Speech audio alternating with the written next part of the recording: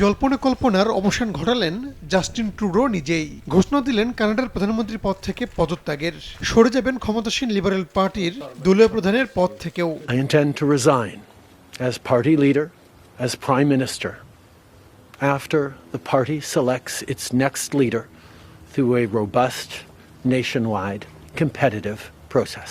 সোমবার বাংলাদেশ সময় রাত 10টার কিছু পর নিজ বাসভবন রিডো কটেজের সামনে সংবাদ সম্মেলন করেন ট্রুডো। পদত্যাগের ঘোষণা দিলেও পরবর্তী নেতা নির্বাচিত হওয়ার আগ পর্যন্ত দায়িত্ব পালন করে যাবেন বলে জানান তিনি।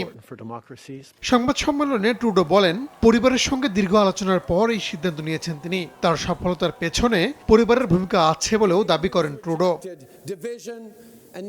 দীর্ঘদিন ধরে লিবারেল পার্টির নেতা হিসেবে দায়িত্ব পালন করছেন জাস্টিন ট্রুডো। 2013 সালে দলটির নেতা হিসেবে দায়িত্ব গ্রহণের পর 2015 সালে কানাডার প্রধানমন্ত্রী নির্বাচিত হন তিনি। দীর্ঘ 9 বছর ধরে দায়িত্ব পালন করে আসছেন ট্রুডো।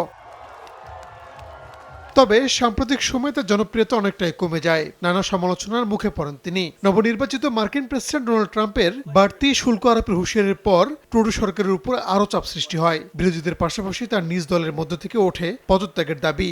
অবশেষে সেই ঘোষণায় দিলেন জাস্টিন ট্রুডো।